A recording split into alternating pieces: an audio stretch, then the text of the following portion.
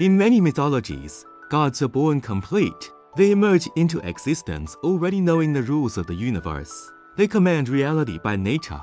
They do not need to search. They do not need to suffer. But Norse mythology does not believe in that kind of god. In the North, even gods must learn, and learning is never free.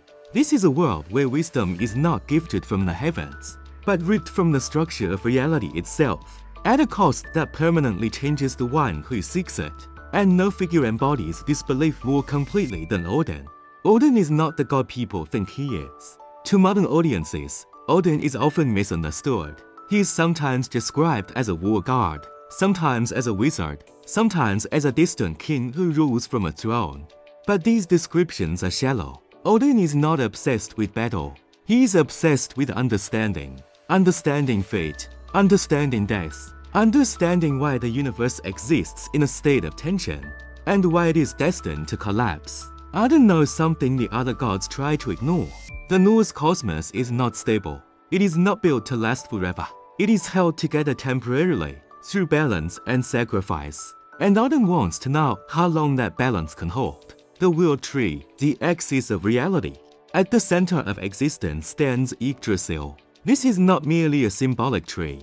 It is the structural spine of the cosmos. Its branches stretch into the heavens. Its trunk supports the present world. Its roots reach into places now God fully controls. Yggdrasil binds together the 9 worlds, realms of gods, humans, giants, the dead, and forces older than creation itself. And beneath its roots lie wells, not wells of water alone, but wells of memory, destiny, and hidden law. One of these is guarded by him, another feeds the World Tree itself. And deeper still, hidden even from most gods, lies the secret of the runes. Runes are not letters. This is where modern misunderstanding begins. Runes are often treated as an alphabet, as symbols used for writing or decoration. But in Norse belief, runes are not inventions. They are discoveries. Each rune represents a fundamental pattern of reality.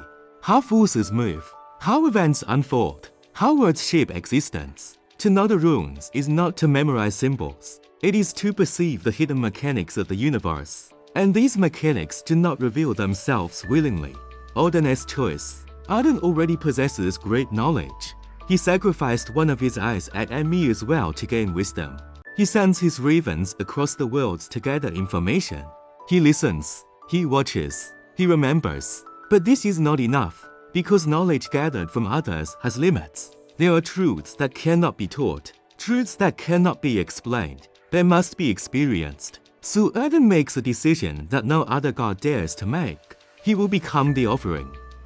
The self-sacrifice. According to the poetic Edda, particularly the poem, Odin describes the act himself. He does not boast. He does not dramatize. He states it plainly. He hangs himself from Yggdrasil, upside down, wounded by his own spear. No food, no drink, no comfort, no rescue. For 9 nights, not offered to another god, not demanded by fate, but chosen. Odin sacrifices himself to himself. This detail is crucial. There is no higher authority granting him wisdom, no external judge rewarding his endurance. Only awareness, only pain, only time. Why hanging? Hanging is not random. In Norse culture, hanging is associated with death, judgment, liminal states between worlds. To hang is to be suspended, not alive, not dead, not fully present. Odin places himself between existence and non-existence, between knowing and unknowing, between God and corpse. Why the spear? The spear represents law, order, and violence. By wounding himself, Odin violates his own divine integrity. He is not protected by his status. Blood flows. Pain is real.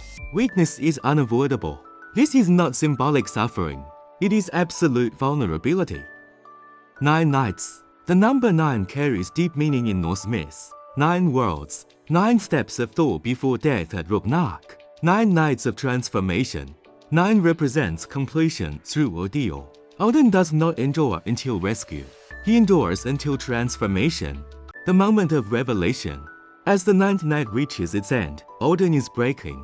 His vision fades. His strength is gone. His identity dissolves. And then, the runes appear, not handed to him, not spoken aloud. They rise into awareness. Patterns, forces, rules. He grasps them not with his hands, but with perception.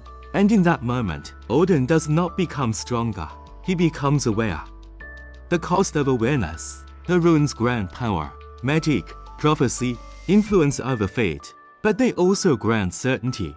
Odin now understands the structure of destiny. He sees Ragnarök clearly. He knows the gods will fall. He knows his own death is inevitable. And knowledge does not allow him to escape it. This is the cruel paradox of Norse wisdom. Understanding does not save you. It only removes illusion. Odin after the sacrifice. Odin descends from the tree changed. He carries the runes. He teaches them selectively. He guards their deeper meanings. But he is never at peace, because now he knows too much. Every choice he makes is shadowed by its ending. Every victory is temporary. Every triumph carries the echo of collapse. He continues to prepare for Ragnarök, not because he believes he can win, but because resisting fate is itself meaningful. What this story really means. This is not a story about magic. It is a story about the price of clarity.